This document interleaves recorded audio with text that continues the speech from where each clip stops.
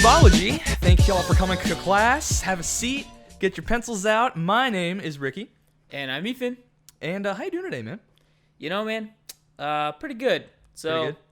We originally started this podcast when I had just had ACL surgery. It was tragic because we were going to go skiing in Japan and... We still might go to Japan. Yeah, we still might go. Especially with your help. Of course. Yeah. But, yeah, skiing in Japan might not happen this year. Let's call it this year. We'll be hopeful for 2020. Anywho, I went to my doctor's appointment on Monday. Okay. And he cleared me to run and do squats and stuff like that. So looks like I'm back. You're back in the gym. You're getting that swole back on. How is working that iron leg? Prison? How is working that leg out though? You know, I can hardly walk, guys. It's so much. We're filming this episode and like everything here is gone. So much atrophy. Yeah. Giving the people muscles. a full Monty view of everything going down here. Hey, the people got to know. They gotta know. They need the visual. They need everything.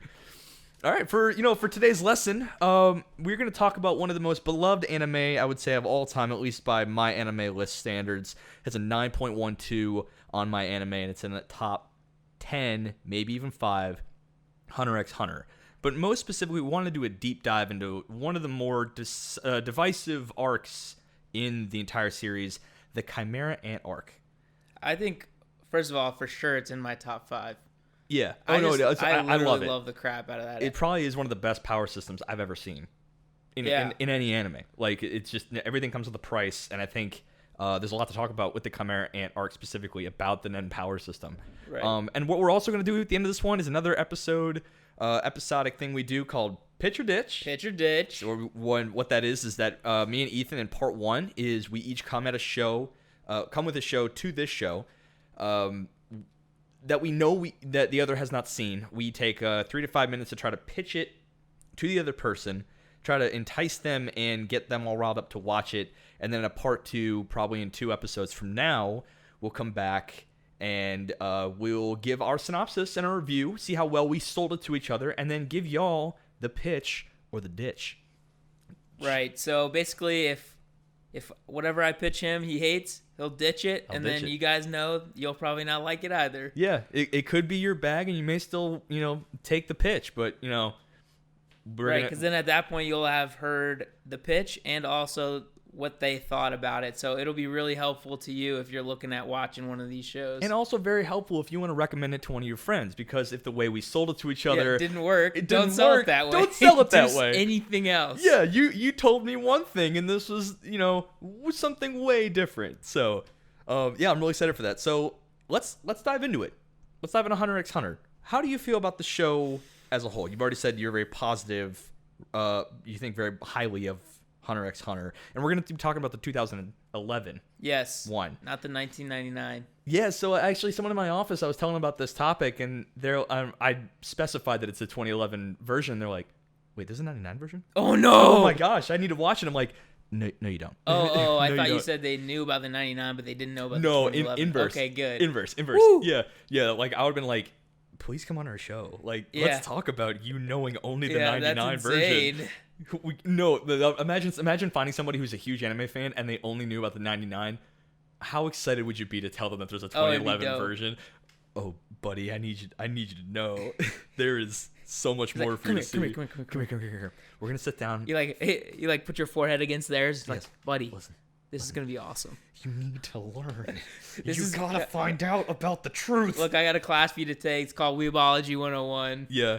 It's available on Apple, Spotify. Come on down. Take a seat. Come to class. Shut your mouth while we're teaching it. Yeah. Overall show mint. Amazing. It's so we're drilling down right now and talking about the Chimera Ant arc. Even the arc as a whole, once you've watched the whole thing, still feels very solid. It still feels quality. It really does. And I think the issue becomes I think it's from chapter 186 to like 320 Look in the at you manga. throwing manga numbers out I'm of just chapters. Saying. Wow. So we're talking Real like professor over here. 200 chapters. Right. That's huge. And which I think I was reading something where it's like nearly 50% of the show. Right. So I guess just as a quick synopsis for those of you who have been uninitiated by the light, go watch it. Yes, please do. watch it. Please watch it.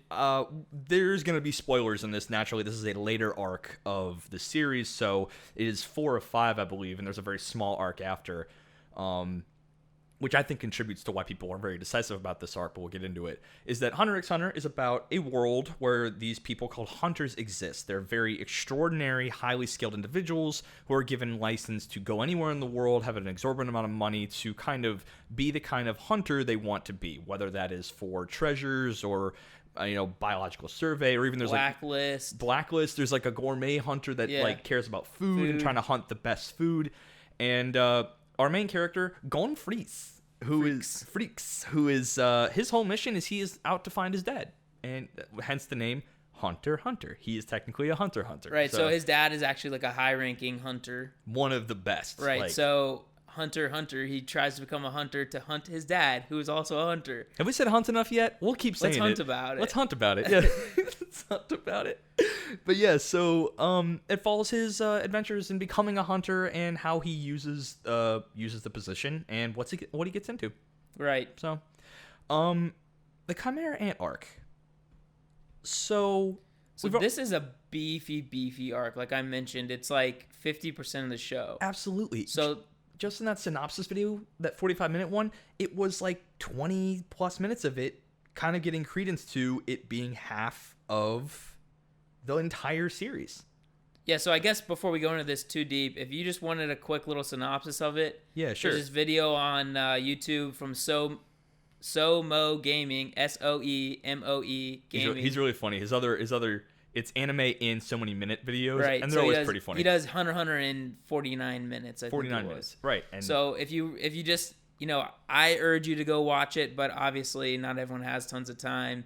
If you want to listen to that, get the full synopsis, and then go back and watch it, I urge you to do that. But it is a very good summary video. You get the major and some minor plot points, which are really great. But the Chimera Ant arc comes at a time where Golan's kind of deep in the cut of being a hunter. He's learned a lot. What? He is. He's far along in his journey. In the cut. Wow. He's deep in that cut. He's deep in Atlanta, the hunter folks. Games. He's deep in the hunter games. He's in Buckhead. Oh, absolutely.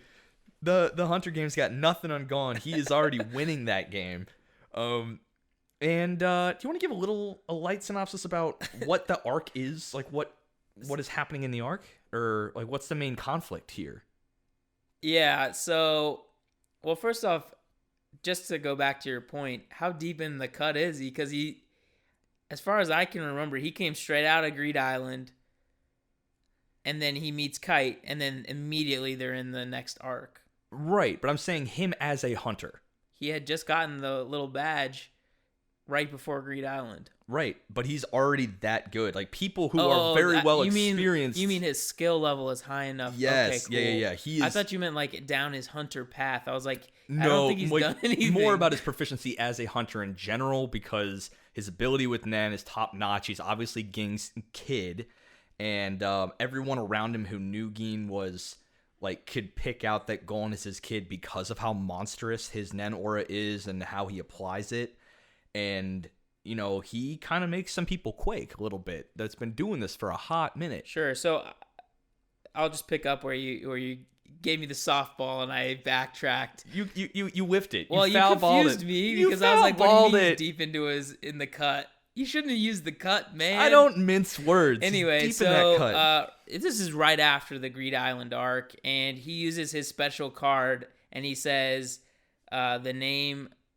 which had previously been in the game before him, NIGG, which he thought was a like anagram or messed up version of the word, a word scramble. This ain't a literary Ging, podcast. Which is his dad. This ain't a literary podcast. His dad's name is GING, so he just did a little thing, and he used the little magic card to go basically teleport to that person in real life. And it turns out to be his dad's favorite student, Kite. Kaitu. I love him. And so what him and Killua go, they hope that Kite is Jing, but it ends up not being. Right. So then Kite decides he's going to like train them up a little bit, kind of like show them the ropes of what his type of hunting is. Mm-hmm. I think he's a biological hunter. He's a biological surveyorist. He goes and finds exotic and brand new species.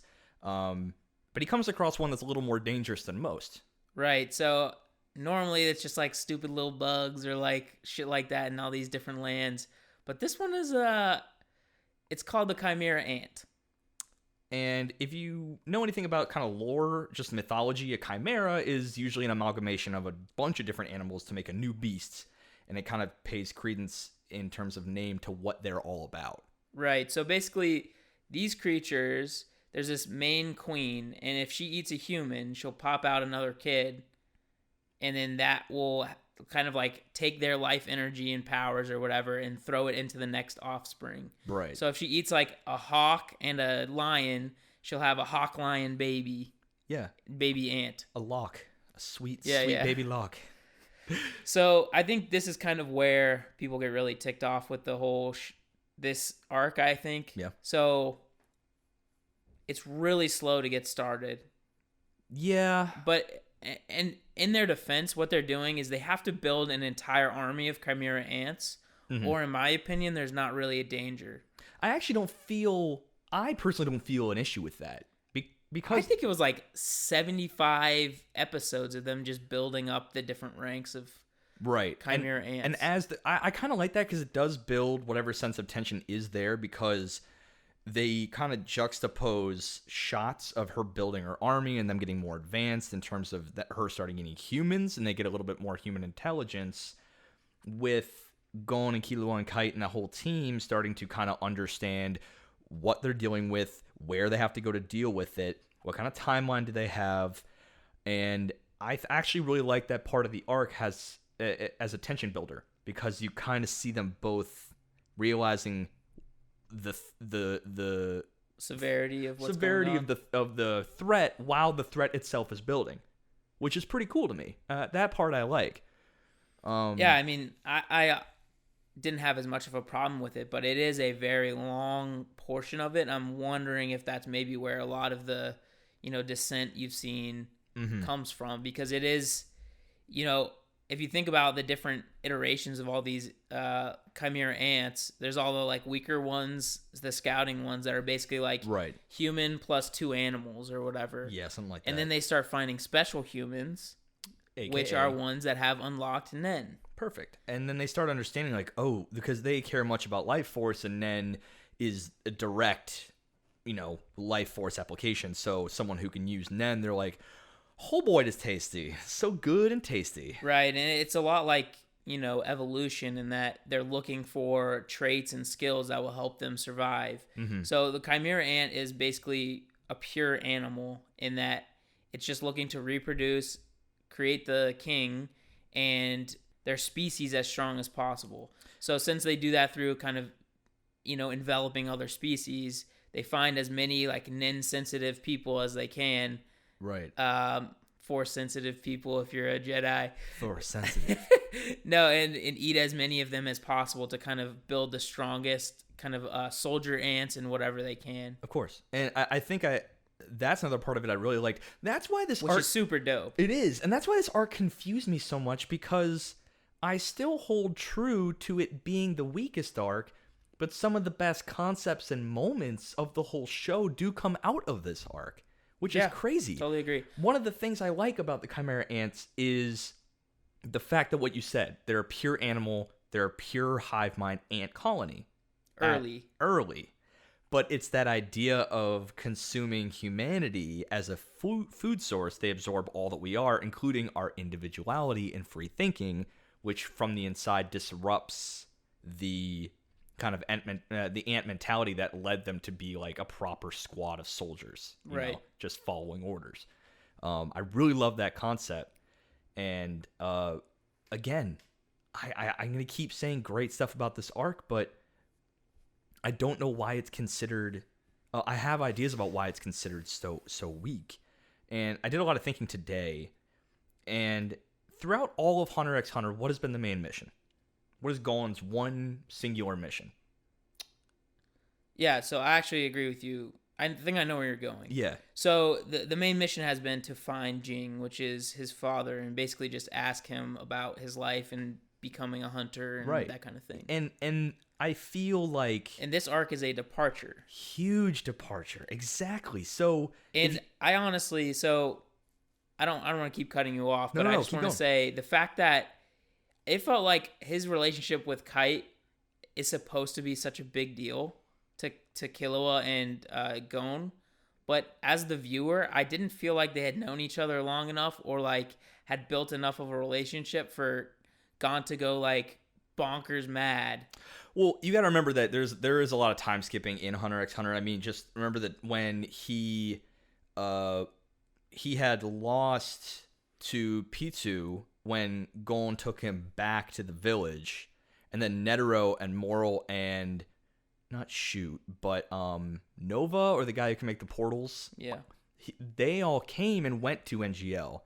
And Netero threw back the 2 broken tokens and says, you have to go fight Moral's students, Knuckle and Shoot. Mm-hmm. And you have 1 month to beat them and get their token, or you can't come back and fight. So those couple Kite was episodes... already dead at that point, right?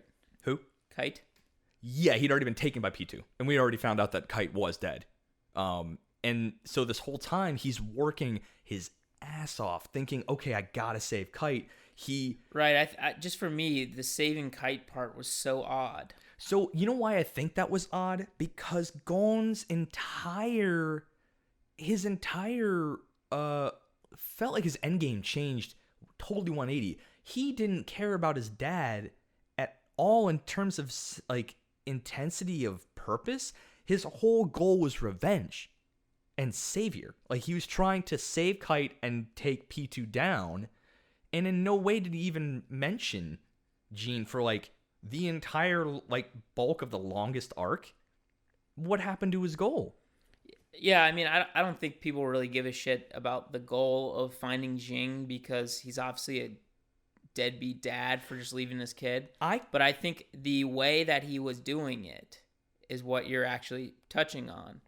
He was looking for his dad as the main goal, but he was just having as much fun as he could and learning as much as he could, and just that's like what Jin wanted, right? Yeah. Have like a childhood essentially with Killua, even though they're absolute monsters. Yeah, childhood with superpowers. Yeah, casual. Yeah, they're doing whatever they can to just have fun and learn and do whatever they're doing, right? Right. But they're still going after the like fun goal of finding his dad, of course. But then when things got really serious, and you see these like this fun-loving kid, Kill was kind of a dark dude. Yeah. Right.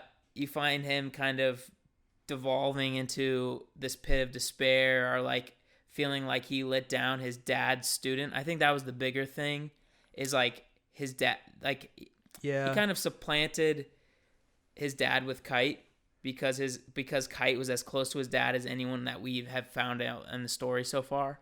I never thought of it that way. I could buy that, but I think what really kind of got me was, yes, he was having fun his whole adventure up to this point. Yes, his whole goal was in the back of his mind, maybe not explicitly every time, was to find his dad. But if you notice that every action he took up to that point was to find his dad, they definitely revisited directly. Like, he got his hunter's license. He now had amazing access to this wealth of information.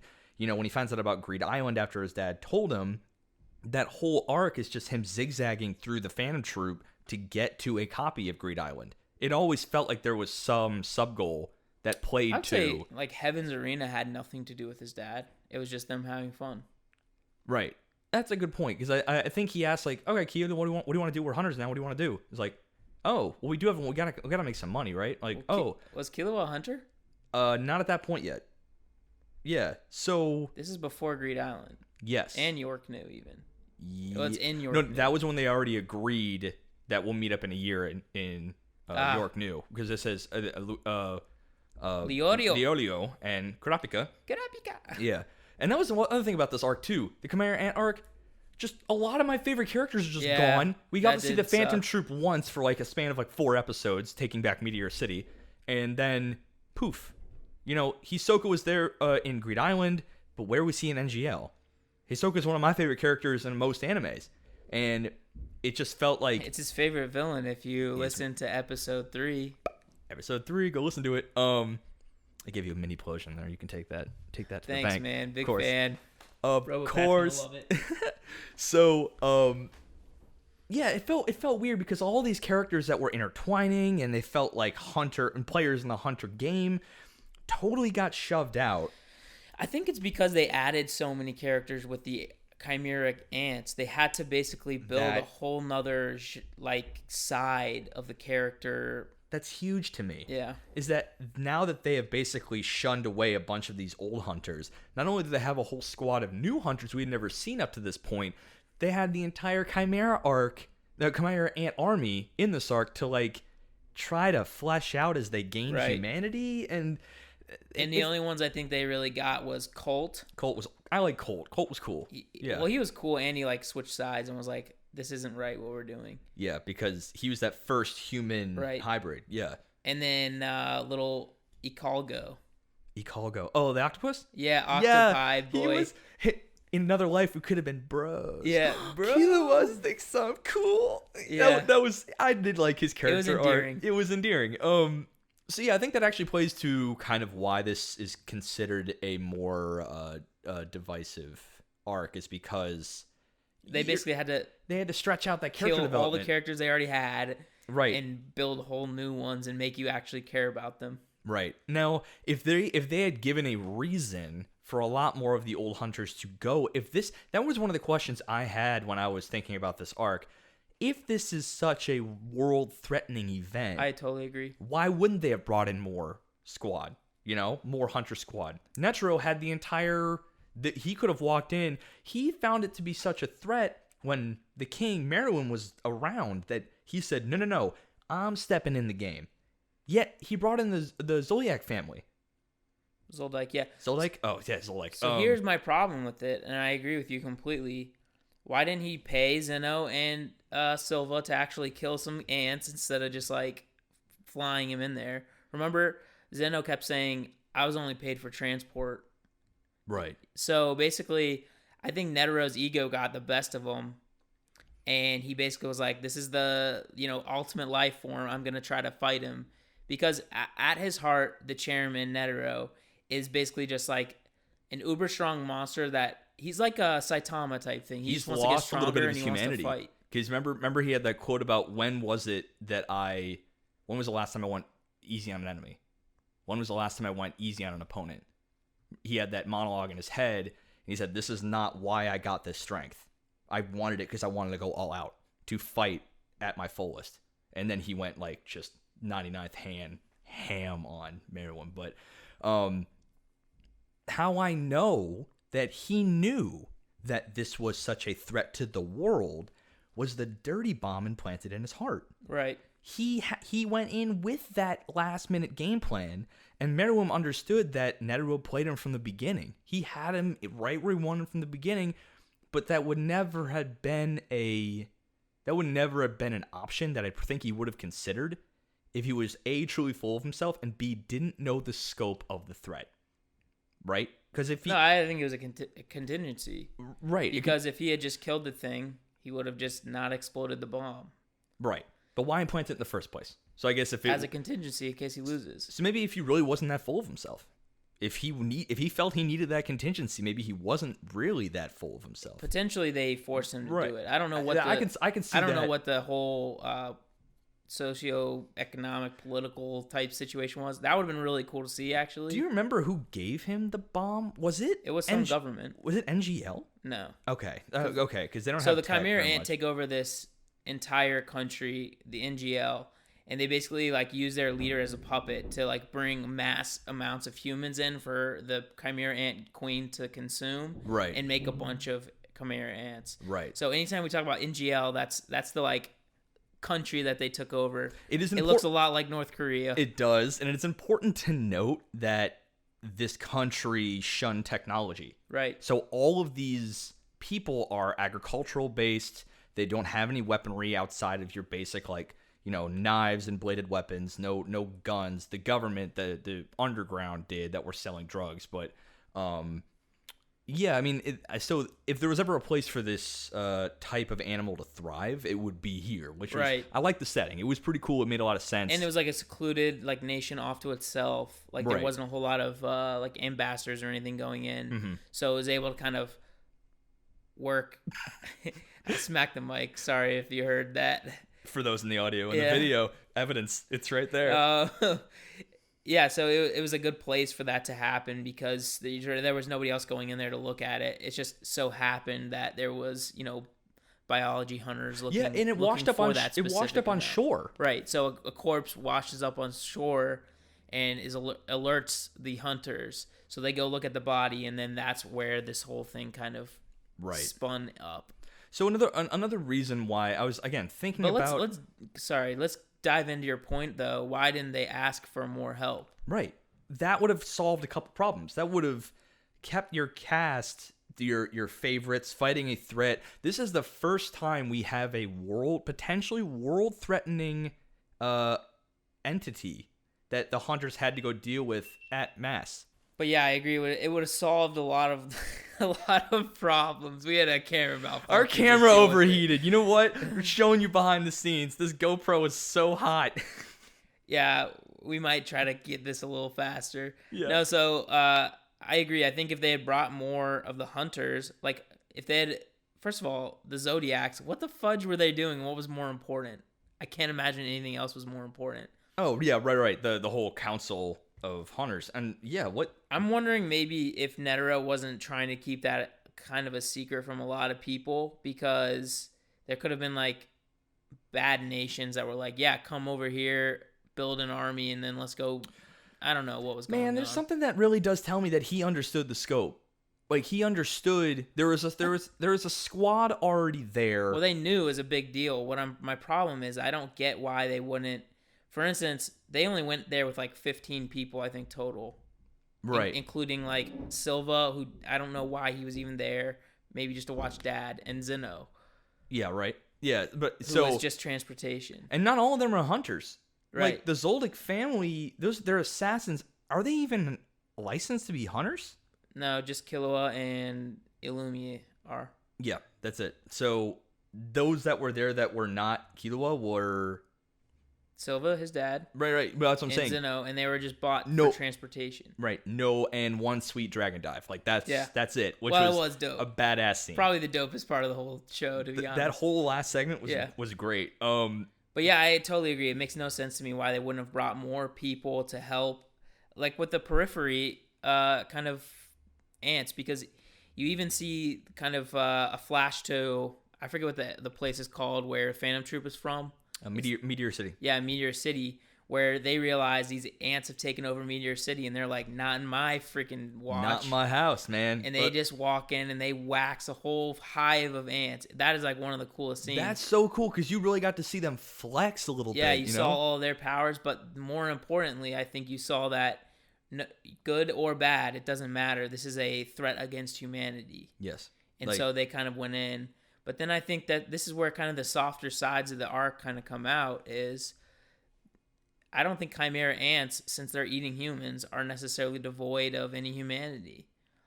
Oh, of course. Oh, no, that's 100% the point. Yeah. There's a part in which Zeno's in there and he's watching Meruem kind of cradle a hurt, dying Kamugi, and he goes, I wasn't paid for this. And he's walking out and he talks to Killua and he goes, you make your own decision of what you do, that kind of thing. And I'm just kind of wondering if maybe Zeno's like doesn't feel okay trying to exterminate these creatures that are obviously just living, and you know what I mean. It's a very big moral dilemma because it's not quite an animal, because animals don't exactly like communicate with us. They don't have souls or whatever, right? We've seen Zeno do some kind of humanitarian, kind of a caring act before. Remember in a couple arcs earlier, when his fat otaku brother is whipping the shit out of Killua when he's chained up, it's Zeno who says, of course you can go. Just go talk to your dad, too, before you split. Well, I think his dad was saying... I think Silva sent Zeno to go... It could be wrong, but I thought that's what happened. in some way, one of the two. Plus, he knew Killua wasn't even getting phased because that boy just goes. That boy just rips himself down from some chains, and then his fat bro is like, oh, and it's like, what do you expect? He's a prodigy. Michiki or whatever. Yeah, whatever it is. That guy's got some serious figurines in his room, man. Like, serious. He's like otaku to the max. Serious figurine game. He's a figurine hunter probably. But yeah, I think I agree with you. I think it's mostly probably how many peripheral characters they had to kind of come up with and try to flush out. And that's probably why it seems less well received as a whole. Because I think, we've grown up with Gon, Killua, Kurapika, and Leorio. And there's only about 2 of them in this whole dang thing. Yeah, right. Plus, I mean, only a few of those characters that they come up with are actually interesting to me in any way. Mm-hmm. And I think to kind of really round out my stronger points. But dope fights. Dope fights, right. One of the 2 things I wanted to bring up with what your thoughts were about Golan's transformation. Like it, hate it. We brought this up to Robopat, and he said he'd like to see us either defend or attack it. I mean, I didn't like it. Did you like it? I think I liked it for what... I don't think it was written out of the context of the universe. I think it was perfectly placed in the universe, because what he had to pay, it's like when it comes to Nen, it is a... Like, the stronger your conditions, the stronger your Nen ability. Right. So it almost feels like an Ichigo from Bleach against Aizen, is that he was prepared to just never have Shinigami powers again completely. For this one, moment, one battle which, of makes immense sense. Strength. I think what his power is Enhancer, right? Yeah, he's an Enhancer. So it does make sense that he'd be able to enhance his physical... Yeah, I heard somebody, I think it was either Seth the Programmer or Swag had a video about the potential of Gon and Killua, and they had a really good point where, it was not what the condition was not just to never use Nen again. It was to use potential. It was to literally siphon all of his future potential into one moment. What is my max right here? Right. So that was just why he transformed into this massive hulking dude, is because in every respect, in Nen, in physical prowess, in every single aspect, I want to be the best in every category just for this fight. But he was prepared to basically become a raisin for the rest of his life. I don't know. So, I get it. If that is all true, I agree. It's pretty good. Right. But I don't think you see any actual struggle in his eyes. It's just instant. He wants to kill the shiz out of her. Right. And he doesn't give a dang what he has to do.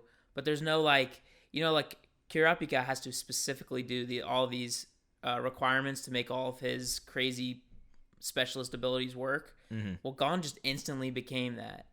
So it wasn't as cool as him internally making those concessions, giving up.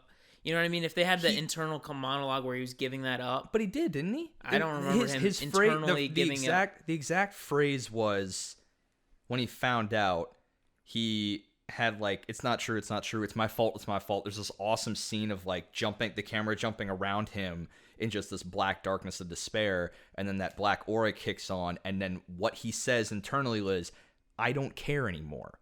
If this is the end, I'm going to use it all. That's the exact wording he used, and then he burst into Big Daddy Golan with the sweet hair mode. Yeah, I just think if they had kind of expounded on that, I wouldn't have not I agree. disliked that as much. If they put more weight to the sacrifice he was really giving. Well, also, what the hell, man? What? Why give your life up for a guy who's already dead? True. It just, to me, it broke him. He put so much work. He just kind of broke him. Okay, but he's known him for a month or two. Calm down. I think he put a lot of the effort he put into finding. And plus, guess what? He gave up his Jing search. Jing search. But yeah, that's so BS. I think it's what you said. It's almost like he kind of put Kite in a higher level, because he was just there. Because he felt he had failed him. Right, and so he felt like he'd failed his mission. To me, you take away his whole goal for the whole show in that one lapsed moment. And here's the other problem. If they had just brought more hunters, somebody could have dealt with Neferpito. Yeah, I think at least a squad could have. And I think what we said earlier in this discussion was... Well, because I think no matter what Kite had to die by Neferpito, just because at that point they were just looking and kind of doing investigations on the ants. Oh yeah. So she was way stronger than anything they thought could happen, and he just got wiped out. But that's what I'm saying earlier, is that this entire time Golan's had this consistent back of his mind mission of, I gotta find Jean. He had never, once he met Kite, it felt like that went so to the wayside that he considered Kite's loss as the end, when it clearly wasn't. He was there to find, he was being 100 to find Jean. And well, I think it had a lot to do with his like ego, almost. You think so? Because he felt like it was his fault that Jing got killed because he wasn't strong enough, and it's like, or Kite. Sorry, what did I say? Jing. Yeah, yeah. Sorry, Kite. Because he wasn't strong enough, right? Yeah. And I don't know. It's just like very presumptuous to think that he's so strong at such a young age. Do you know what I mean? Like, at this point, he's been able to rise to any occasion, basically throughout. Right. Except for when they didn't have good Nin abilities and then fought in Heaven's Arena. Yeah, you got pretty smacked up. Right, but this is like the first time that there was just somebody so overpowered and with killing intent that, you know, he had to face that he wasn't where he wanted to be, or I think that speaks more to his simple-mindedness. Yeah, I don't think he didn't have the go-lucky. He didn't have the ego caution or whatever you want to call it. Yeah. Okay. So it's to his character. Yeah. Like, it felt like that was kind of part of his character. The last thing I wanted to say about this arc is that in Shonen there is something that is known as, you know, power escalation, power scaling. That, you know, powers and like things like Bleach and Naruto kind of run away from the author, and they kind of, because new powers happen, there needs to be threats to rise to that particular level, and then at some point it just kind of runs out of control, as you saw in the Fourth Great Ninja War in Naruto. I feel that not only is it power but scale. I think personal story arcs are a lot more powerful. My Hero Academia has done this up and down. There's been no world-threatening issue thus far in My Hero Academia, yet everything feels so impactful because everyone's story is so personal and grounded. I mean, One for All was, but you also had... Right, but yet what... Or All for One, sorry. Yeah, so All for One, what really... like world domination or destruction plan he just wanted to villainy, like, and no, I thought the whole deal was he was like the number one villain, and he had done like a whole bunch of terroristic acts, and basically the government said, you need to deal with this All Might, and then that's how he got stabbed, and then, you know, this was the second coming of the battle that we saw in season 2. Okay, fair enough. But I think, like, from what we saw on screen, he really didn't feel like he was like, and the world is doomed, you know? And even if he had said that, I still feel like, because the focus is on everyone's story about Bakugo's kind of redemption from feeling like a failure by seeing Deku rise up. I agree. It didn't feel that like they were that strong, like All Might in One for All's fight. Yeah. Because we were kind of viewed it from like on the other side of the wall with the kids. Right. Thinking about their task at hand. Right. And yet the United States of Smash will be one of the greatest punches in history of anime, which is amazing. What felt weird about the Chimera Ant arc was the change of scale. Up to this point, there had been no world-threatening issues. There had been nothing but Golan's journey to have fun, become a better hunter, and find his dad. And that's why the Greed Island arc is so good, because it felt isolated and personal and grounded, and it's something we can relate to. We can't really relate to a world-ending event because we don't know what that's like. It's not something that is conscious to us. So if the show had started out from the beginning of having just, the world is a threat. The world it has a threat that is going to take it down.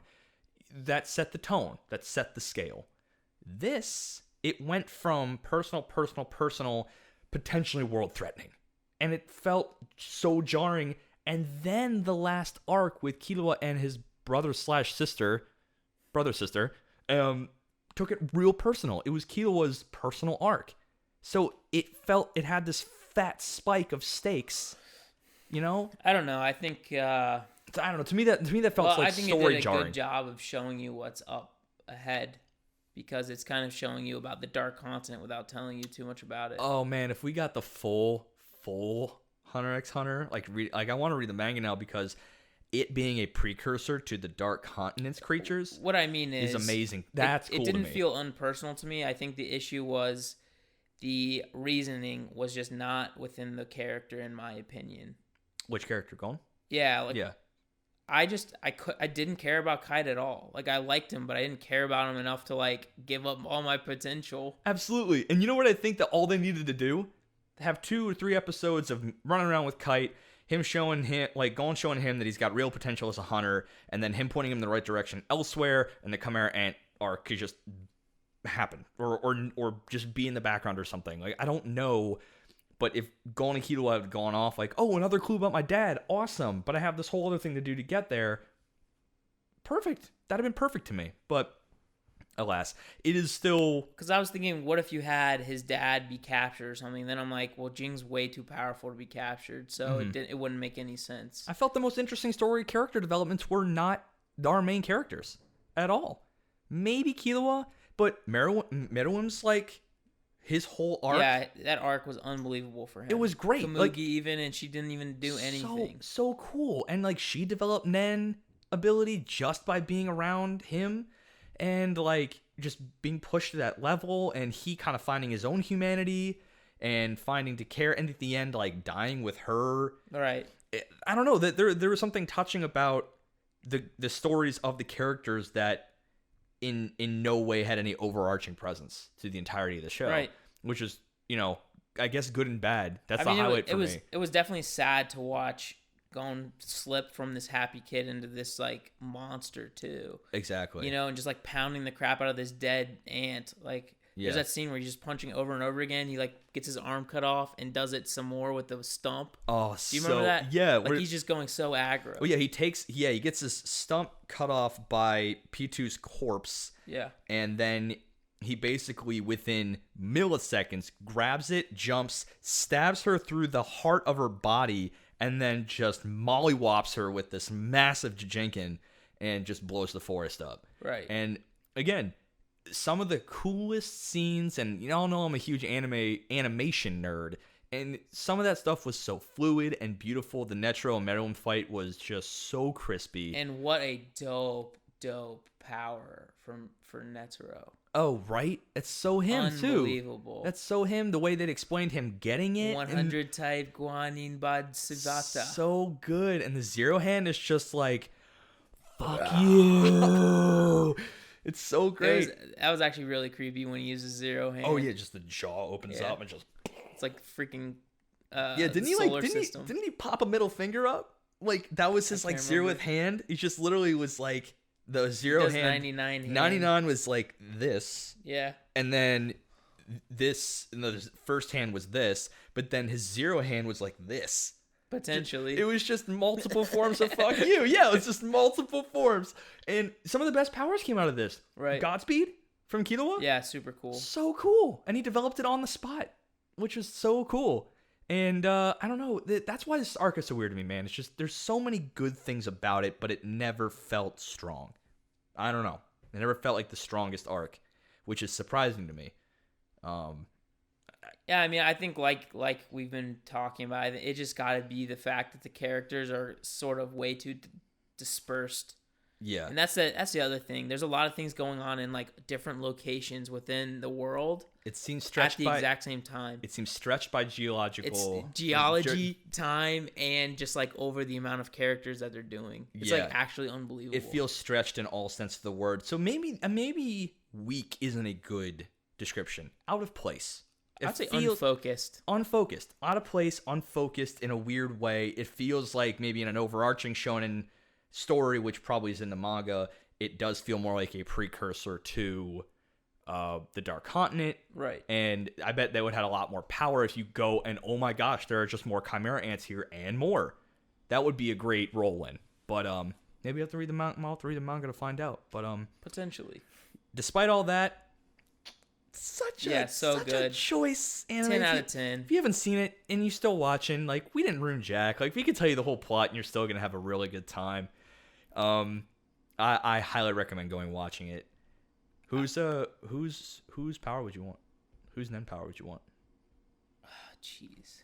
Yeah, I'm giving it to you. I'm giving it to you hard. So I've always loved like the Flash or anything with like a really fast speedster and lightning. So like, I think realistically, I'd have to go with Killua. But Neteros is so sick. Neteros is so OP. Oh Basically, my gosh. he stops time and then opens this like divine channel to, you know, some goddess with 100 arms. 100 arms. And it'll just like... Because he's technically an enhancer, right? He's also an enhancer. I don't remember what his that's deal what I'm is. saying, because I think that when people were describing who is who, they lumped him in with Golan. So what is he if he's pulling out emitter, transmuter stuff? Like he's conjuring. You can be like multiple or whatever the deal is. Yeah, the further away from your proficiency, it's harder to max out that one, and you'll never be a specialist, just unless you are already a specialist. So potentially you could be max at everything else too. Oh yeah. If I had to pick a power, I think in the modern era, Novas would be the best. The one where you can make Nen dimensions is pretty cool. That's kind of cool. Yeah, that would be pretty dope. You could just be Zeno too. That's what I'm saying. Dragon Boy, he can just fly on his own dragons. How insane was that? That is pretty dope. He just casually goes everywhere on this ethereal dragon, like, hey, buddy. Oh, you're in an Uber? Haha, peasant. Yeah. My golden dragons. Yeah, my golden dragon. Catch me on Lyft. Haha, JK. But I think it'd probably be. I think it would probably be. Is it Unova, the Phantom Troops enhancer? Yeah, that guy's a Uvigan. That guy's a buster. I would totally be him. But yeah, we'll probably have more Hunter x Hunter topics in the future. I love talking about this show. There is so much dense stuff to talk about. But yeah, go watch it if you haven't seen it. Definitely go watch it. Legit 10 out of 10. I don't care what my anime list says. I totally agree. Okay. So I think now we're gonna move on to Pitch or Ditch. Pitch or Round Ditch. 2. There it is. So basically, what we do is we've kind of explained this quite a few times, but we kind of suggest an anime to our compatriot here, and they'll go watch it and come back in a few weeks, and then we'll talk about whether we thought the pitch was good or if it was a ditch. In this class, the professors get the homework. Yeah. Have you worked on that? Yeah, I was workshopping on the car right here. Yeah. So I'm going to pitch you. Hit me. Oh, so last time I pitched him GTO, Great Teacher Onizuka, which was like pitch. 43 episodes. So I decided I'm to go. I'm 30 in. I decided to go the opposite direction this time because that was all the shows I take are really long. Okay. That is true. I gotta I'm gonna start watching short shows. So how big is Trigun? You're watching Trigun right now again. How big is that? 25-ish, I think. Fair enough. Yeah, I'm rewatching Trigun. It's the bomb. You should watch it. I want to talk about it because I like the philosophy and everything in it. Okay. It's really cool. But yeah, so Fooly Cooly. Yeah, I don't know how this one slipped through the cracks for me, man. Yeah. It just did. It honestly did for me quite a few times too, but fortunately all 6 episodes are on freaking YouTube. Oh, for real? Yeah, if you wanted to. I would watch English dubbed too. Okay. I actually watched a documentary about it, and this is like one of the very first animes that they invested a lot of time and money into doing the English dub. Like they found like people they thought actually embodied the characters. Oh wow! And you were telling me we were going to a ball game a while back, and you're playing music from it, right? Yeah, the Pillows is a Japanese punk band who the mangaka really was a massive fan of, and so he's like, I'm putting their music in my my anime no matter what. That's cool. And it's like literally one of the best soundtracks I think ever. Okay, your pitch is going good so far. Yeah. Keep going. Well, I mean, you're getting me jazzed. What more do you need? No, I don't know. So I'll be honest, it's a very slice of life, but then just like off the wall at the same time. Okay. And it has a lot of like themes throughout. I mean, you'll for sure pick up on them, but it's just kind of like the story of a guy growing up and like all the weird stuff happening to his body and like happening to the world around him. So I don't want to. Is this a puberty metaphor? There is a puberty metaphor in it. Yes. My problem is I can't tell you what happened without like spoiling like. That's fine. That's fine. Amount. Yeah. No plot. How's the aesthetic? The art is amazing. It's like you got to know how to pitch to me, Ethan. You got me good art. I'm sorry, in. Guys. It's like Sorry. you know, like shampoo. Yeah. Oh yeah. How it's like a very artistic, like not dingy isn't the word, but like kind of like a Borderlands style. I don't know what that's called. Like cell shaded.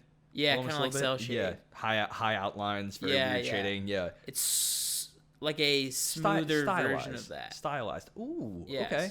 Yeah, I've heard a couple people in the office where I work at. I brought up that someone actually brought up Fooly Cooly to me like yesterday. My buddy Nick. He was just like Fooly Cooly.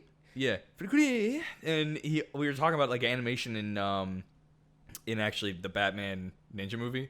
Nice. The one with it's somehow really good for CGI.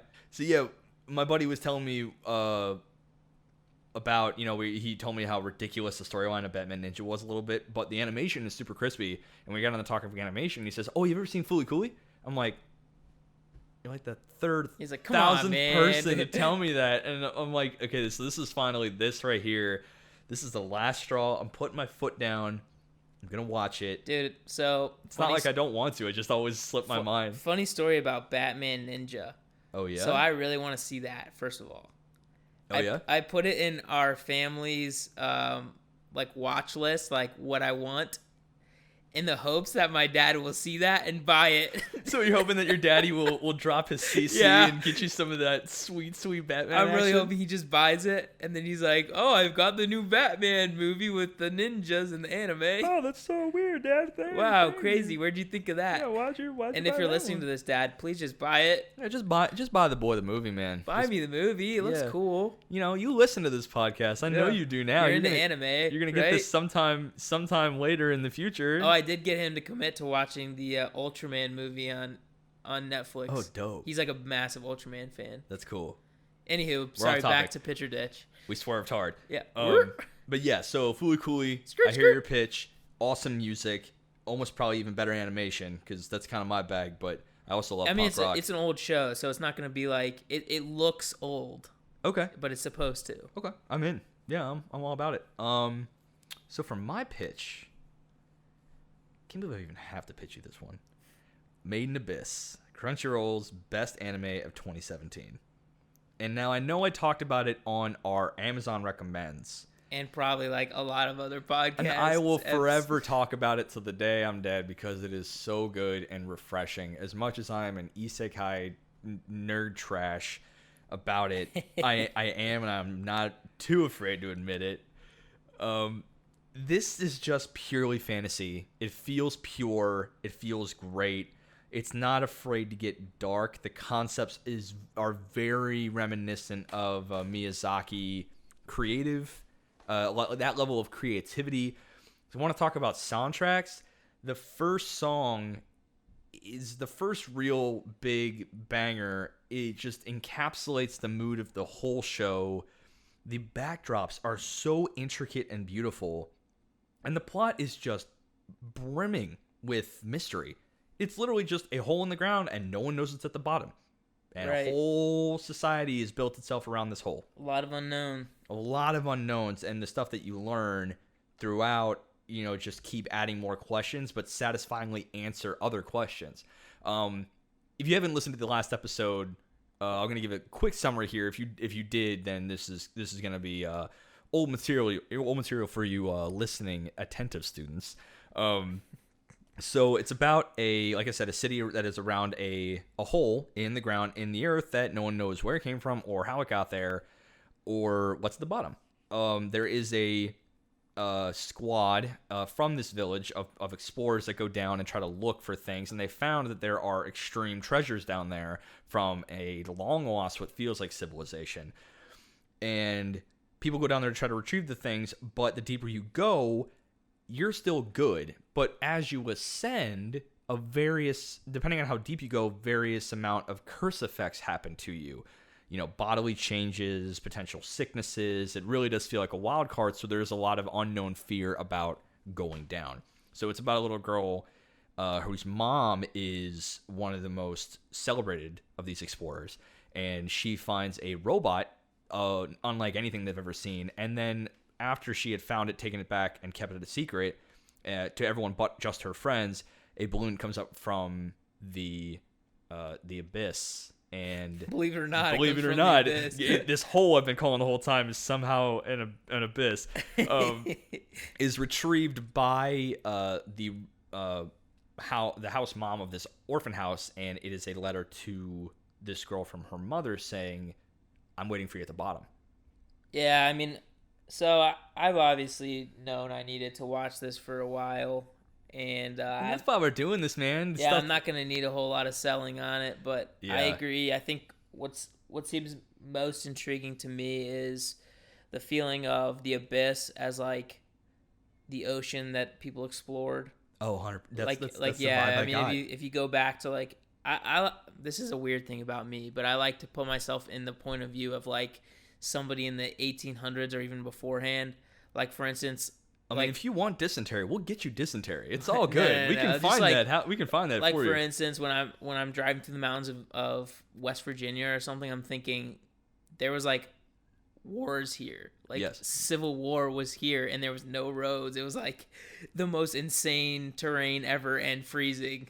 Like, why the heck did that happen? You're thinking this as you're sitting in your rolling AC box with sweet tunes. Yeah, my insanely warm little heated seats. I'm like, dang, it must have sucked. That must have sucked. Munching on some fries from McDonald's. Like, Mom, what's the suck for them? Yeah, but I mean, it just sounds like very reminiscent of like exploring the mass unknown of the ocean. And like, I think that's a lot of why One Piece is such a big, because it kind of captures that feeling for you, right? The feeling of like exploration. I think a lot of people are looking for that. So something like this. I mean, it's definitely like scarier though, because a lot of people are afraid of the dark and they're like not interested. It's got some thriller horror elements mixed in with that fantasy, but they do it in a very, very masterful way. It's only 12 episodes. There's only one season. Season 2 is currently being salivated over on bated breath and over the entirety of the internet. People can't. No, I'm serious. People are like foaming at the mouth and potentially the loins for this particular show. I'm not messing around, man. People are freaky on the forums. They're like, when is it out? So I actually heard that there's I think it's confirmed that they're doing a big sequel movie, which is a little bit of a surprising move, but I'm down. I'm down. I'm going to see it. 50 minutes. It might be an OVA, but I don't know. It might be a full-fledged movie. I actually didn't read too much into it, but 12 eps, season 1. Go watch it. Promise it'll be a pitch. All right, sounds good. Yep. We got homework, and we will be coming back in a couple episodes to tell you all about it. But for now, that's the end of class. Thank you so much for coming. Thank you so much for listening. And I like this class metaphor I got going on. We are professors after all. Yeah, it was a good one. I really, really love Hunter x Hunter, so maybe we'll have to talk about more arcs or something like that. I'd love to go into like Nen as a concept. My goodness, I love that freaking show. It's so good.